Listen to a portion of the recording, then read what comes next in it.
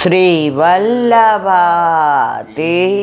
કી જય, ગિરિરાજ ધરણ કી જય, શ્યામ સુંદર શ્યામની મહારાણી કી જય, શ્રી ગુસાઈજી પરમ દયાળ કી, શ્રી ગોકુલનાથ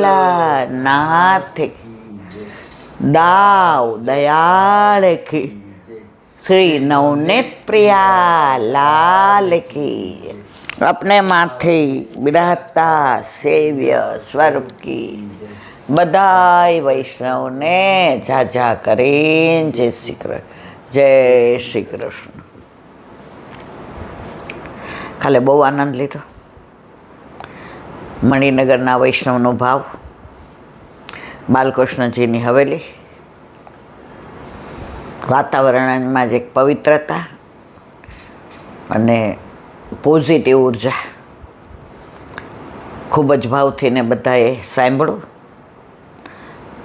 અને મનમાં મનોરથ લઈને આવી કે ઘણા બધાને ત્યાં ઠાકોરજી નથી બિરાજતા,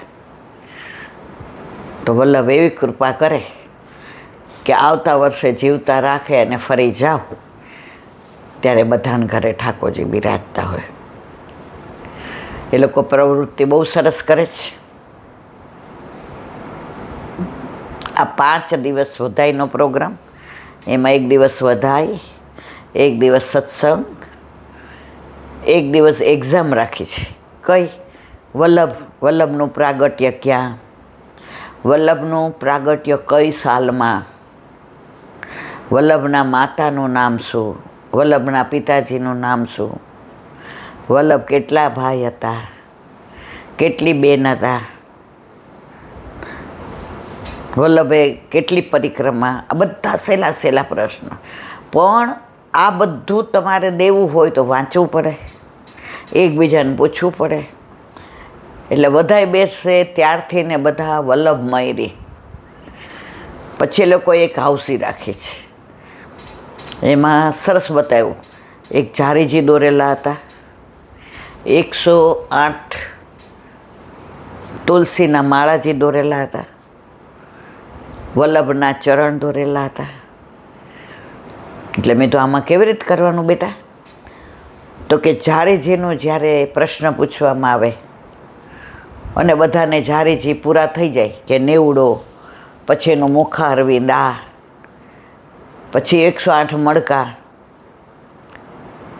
પછી ચરણ સ્પર્શ, તો ઝારીજીનું પૂરું થઈ જાય એટલે નીચે લખે મારા ઝારીજી ભરાઈ ગયા। પછી 108 માળાની મણકા, તો કે મારે એક માળાજી થઈ ગયા।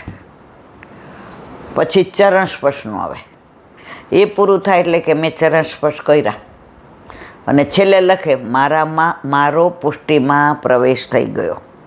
આવા બધા સવાલો હાઉસીમાં આપણે બધામાં જુદું જુદું રમતા હોઈએ, એ લૌકિક હોય, પણ આ અલૌકિક જે બધું છે એમાં જાણવાય ઘણું મળે અને બધાને આનંદ આવે। તો મને આનંદ થાય છે કે હવે ધીમે ધીમે ધીમે યંગસ્ટરને પણ આમાં રસ પડવા માંડ્યો છે। પણ યંગસ્ટરને રસ પાડવાની જે રીત છે થોડી જુદી, એ લોકો હાઉસી રમતા હોય। હવે આપણે આ વલ્લભની હાઉસી એટલે જ્ઞાન મળે અને જ્ઞાન સાથે ગમત। મેં કીધું એવી રીતે પાઠશાળામાં કરો, છોકરાઓને બોલાવો અને નાના નાના છોકરાઓને એની રીતનું સમજાવો કે વલ્લભ કોણ હતા, પુષ્ટિ માર્ગ એટલે શું, મણકામાં આપણે કેટલા મણકા હોય તુલસીજીના માળામાં। તો મેં તો ધીમે ધીમે આપણે બધા નાનપણથી ને બધાને સંસ્કાર આપી શકશો। ને હું તો અહીંથી એ જ બધાને વિનંતી કરું છું, જો મારાથી કહેવાય નહીં, હું કહેવાને લાયક નથી, પણ આવું બધું ધીમે ધીમે કરશો ને તો ક્લબ કલ્ચરમાંથી કૃષ્ણ કલ્ચરમાં આવતા વાર નહીં લાગે। કારણ કે કૃષ્ણ જાણતા નહીં ગમે છે અને અજાણ્યા નહીં ગમે છે। કૃષ્ણ વૈષ્ણવને ગમે છે, અન્ય માર્ગી નહીં ગમે છે। આજે તમે ગમે ત્યાં ગમેની સાથે વાત કરો તો કૃષ્ણનું નામ આવે એટલે કે યા યા યા ગોડ કૃષ્ણ, ઇવન તો પાકિસ્તાનવાળાને ખબર છે, અમેરિકામાં ગયા હતા તો ત્યાંય ખબર છે, સ્વિટ્ઝરલેન્ડ, રોમ, પેરિસ, આપણે વર્લ્ડ ટૂર કરી, બધે કૃષ્ણ કૃષ્ણ કૃષ્ણ. પછી આપણે આગળ ઓળખાણ દેવી ન પડે. ત્યારે બીજા ભગવાનને કેટલા જણા ઓળખે છે પરદેશમાં, દુનિયામાં. હમણાં જ છાપામાં હતું કે ગીતાજીને ઓલાની અંદર સ્થાન મળ્યું. અને જર્મન એવો દેશ છે જે એમની ફર્સ્ટ લેંગ્વેજ જર્મન ભાષા છે અને સેકન્ડ સંસ્કૃત છે, અને ગીતાજી ભણાવે છે. અને એ લોકો તો ઘણા એવું માને છે કે જ્યારે મૂંઝાઈ જાય, જ્યારે એમ થાય કે આમાંથી કેમ બહાર નીકળવું, તો એ અમને એનો શું કહેવાય નિવેડો, એનો ઉકેલ એ ગીતાજીમાંથી મળી જાય છે. ગીતાજી અર્જુન અને દ્વારકાધીશ વચ્ચેનો સંવાદ છે. પણ અર્જુન એટલે આપણે છીએ, આપણને બધાય પ્રશ્ન થાય, અને એ પ્રશ્નનો જવાબ દ્વારકાધીશ આપે છે. આપણને વિષાદ થાય ઘણીવાર કે મારી સાથે મારો ભાઈ કેમ આમ કરે છે, મારી સાથે મારા સગાએ કેમ આમ કર્યું. તો કર્મણી એવસ્ય અધિકાર મા ફલેષુ કદાચન, અને યથા મા પ્રબંધ્યતે, તું જેવી રીતે મને ભજીશ એવી રીતે હું તને પ્રેમ કરીશ. તો એમ કહીશ કે પ્રભુ તમે મારા મિત્ર છો, તો હું તારા મિત્ર તરીકે ઊભો રહીશ. આજે એક જણે પ્રશ્ન કર્યો હતો કે 5 પાંડવ હતા, એમાં યુધિષ્ઠિર, ભીમ, અર્જુન, સહદેવ, નકુળ. તો મિત્ર તરીકે ઠાકોરજી અર્જુનને કેમ પસંદ કર્યો? યુધિષ્ઠિર તો ધર્મરાજ હતા, એમના ધર્મની તોલે તો કોઈ આવે નહીં.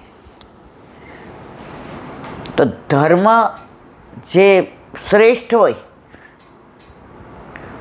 એને મિત્ર કેવી રીતે બનાવાય? એ ફોઈનો દીકરો ચોક્કસ હતો, મામાનો, અને એ ઉત્તમ એમનું વ્યક્તિત્વ હતું. પણ અર્જુનમાં જે હતું એ એમનામાં નહોતું. પછી ભીમ, તો એના બળની તોલે કોઈ ન આવે. તો ઠાકોરજી કે ઉત્તમ બળવાળો હતો, પણ મિત્ર તરીકે તો મને અર્જુન જ ગમે. કેમ? તો કે એનો જવાબ હવે આપું છું. તો કે સહદેવ એ ત્રિકાળ જ્ઞાની હતા. આજનું કે આવતીકાલનું કે અને વીતી ગયું એનું પણ પૂછે તો. આના પરથી આપણને શીખવાડ્યું છે કે પૂછે નહીં તો આપણે જ્યાં હોય ને સલાહ આપવા ન બેસવાય. ઘણા લોકોને ટેવ હોય એવી, તમારે આમ કરવું જોઈએ, તમારે આમ ના કરવું જોઈએ, તમે આ ખોટું કરી રહ્યા છો. હવે જેની હારે આપણે કાંઈ મતલબ જ નથી એને આપણે સલાહ દેવાની શું જરૂર? ઘણાય મને એમ કે તમે આ વિડીયો કરો છો ને એના કરતાં ઓડિયો કરો એટલે અમારા મોબાઈલમાં જગ્યા ન રોકાય. મેં તો બાપામાં આ તો યુટ્યુબમાં આવે છે, આ ક્યાં તમારા મોબાઈલમાં જગ્યા રોકાય છે? હા, તો જ્યારે તમે સર્ચ કરો અને સબસ્ક્રાઈબ કર્યું હોય ત્યારે આવે. આ તમારો મોબાઈલ રોકતું નથી. પછી એને એમ થાય ખોટી સલાહ દે. ઘણાને એવી ટેવ હોય કે ઈલાબેનને આપણે જરા પાડી દઈએ એમ. એટલે હું કહું વિડીયોમાં જે બધાને આનંદ આવે ને, કારણ કે નજરથી નજર મળાય, બોડી લેંગ્વેજ, હાથના હાવભાવ, મોઢાના હાવભાવ. તમારો ઓડિયો હોય ને તમારી દ્રષ્ટિ ચારે બાજુ ફરતી હોય, અને વિડીયો હોય ને તો તમારી દ્રષ્ટિ ત્યાં જ રહી. આજે આપણે બે જ છીએ રૂમમાં. હવે તમે ન હોત હું કોને ભી તારે કહું? ભીત મને સામે રિસ્પોન્ડ ન કરે, આ તો કાંઈ એવી વાત આવે એટલે ત્યારે તમે તરત મારી હારે ગાઓ, અથવા તો હું કહું કે આ કોણે આમ કીધું સુખદેવજીએ, તો તમે જવાબ આપો. તો વક્તાને શ્રોતા હોય ને સામસામા. કૃષ્ણને દ્વારકાધીશ હતા, અરે દ્વારકાધીશને અર્જુન હતા. ભાગવતમાં તો કેટલા બધા હતા. સુખદેવજી સામે પરીક્ષિત, પ્રશ્ન પૂછે ત્યારે જવાબ આપે. સૌનક ઋષિને સૂતજી હતા, મૈત્રેયી હતા, ઠાકોરજી હતા દ્વારકાધીશ. ભગવાન ઉવાચ, રસ પંચાધ્યાયમાં આવે છે ભગવાન ઉવાચ. તો વક્તાને ક્યારે બોલવાનો આનંદ આવે? સામે એક જ, હું એમ નહીં કહેતી હજારો શ્રોતા હોય. આપણે આપણા રૂમમાં સત્સંગ કરીએ છીએ, આપણે બારે કોઈને ડિસ્ટર્બ નહીં કરતા, આપણે સંસાર લઈને બેઠા છે. છોકરાઓ છે, વહુ છે, એમના છોકરા છે, એમના સગાવાલા આવે, બહાર કોઈ એમનું ગ્રુપ આવે, દૂધવાળા આવે, તો એ બધું બહાર ફોડી લે, આપણે કોઈ ડિસ્ટર્બન્સ નહીં. એટલે હજારો શ્રોતા હોય તો જ બોલાય એવું નહીં. સામે એક હોય જે રિસ્પોન્સ આપતું હોય. એટલે મેં કીધું વિડીયો તો કરવાનો જ, તમારી ઈચ્છા. એટલે એવું નથી, સલાહ આપવાવાળા મને ઘણા બધા હોય, તમારે આમ કરાય, તમારે આમ ના કરાય, ભલે. મનમાં કીધું હું મારું વલ્લભ કહે છે એમ કરું છું. મારો વલ્લભ ના પાડે એ નથી કરતી, મારો વલ્લભ હા પાડે એ કરું છું. તો વાત આપણે શેની કરતા હતા? એક મિનિટ. તો ઠાકોરજીએ અર્જુનના રૂપમાં આપણને બધાને મૂક્યા છે કે અર્જુનને જે વિષાદ થાય છે ત્યાં પણ નહીં થાય છે. અર્જુનને જ્યાં સંશય થાય છે ત્યાં જીવનમાં આપણને નહીં થતો હોય. તો બધાના જવાબ ગીતાજીમાં છે.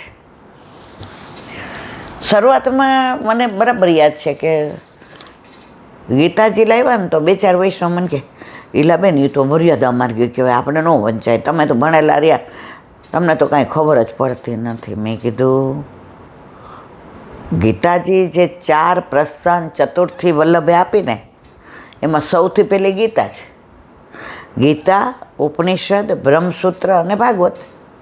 પહેલાં ભાગવત નહોતું, વલ્લભે ચતુષ્ટિ પ્રગટ કરી કનકાભિષેક વખતે રાજા કૃષ્ણદેવરાય રાજાને ત્યાં વિદ્યાનગરમાં.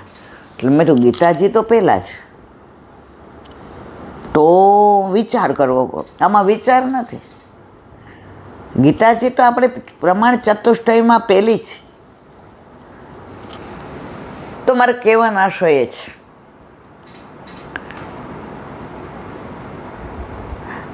કે દ્વારકાધીશ અને અર્જુન વચ્ચેનો સંવાદ એ જીવ અને પરમાત્મા વચ્ચેનો, આત્મા અને પરમાત્મા વચ્ચેનો. તો જ્યારે મૂંઝાઈએ ત્યારે ગીતાજી લેવાના.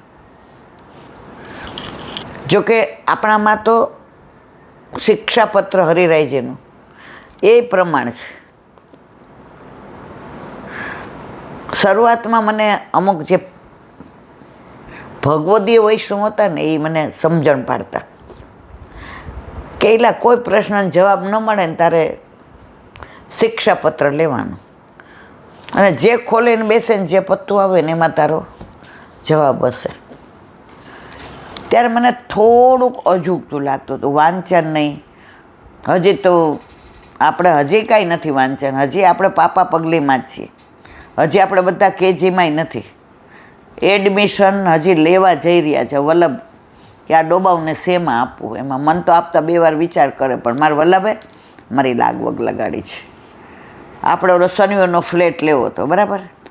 હવે આપણે મૂંઝાતા હતા શું કરવું.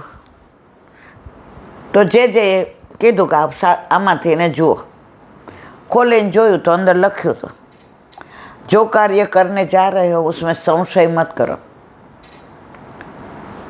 તરત બધું પતી ગયું.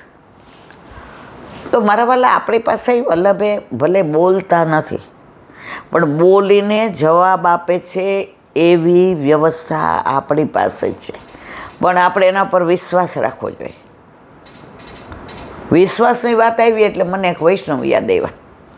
કુંભના મેળા વખતે એક વૈષ્ણવનો ફોન આવ્યો. એ કૈલાબેન અમારે કુંભના મેળામાં જાઉં છું. એટલે હું કાંઈ ન બોલી, હાય ન બોલી, નાય ન બોલી. પણ એક સંશય થયો. મેં તો શું થયું મારા વાલા? એ કે ટિકિટ આવી ગઈ છે, અમે 23 જણા છીએ. હવે મારા મનમાં સંશય થાય છે કે જવાય કે ન જવાય. મેં તો એ મને ખબર નહીં, એ તમારા ગુરુદેવને પૂછે.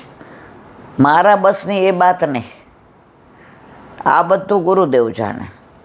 એ કે અમે એક ભૂલ કરી. મેં કીધું શું કર્યું? એ કે ચિઠ્ઠી બનાવી અને ઠાકોરજી પાસે મૂકી. પછી કે મારી નાની છોકરી છે ને 3 વર્ષથી, એને કીધું ઉપાડી લે, તો ઉપાડી. તો કે નહીં જાના. હવે એ કે ટિકિટ આવી ગઈ, બધી તૈયારી થઈ ગઈ ને કાલ તો. મેં તો કાલે જવાનું, ટિકિટ આવી ગઈ છે, નાસ્તા થઈ ગયા, પેકિંગ થઈ ગયું, કપડાં ને બધું, અને પછી તમે ઠાકોરજીને પૂછો છે. હવે તો મને કે હવે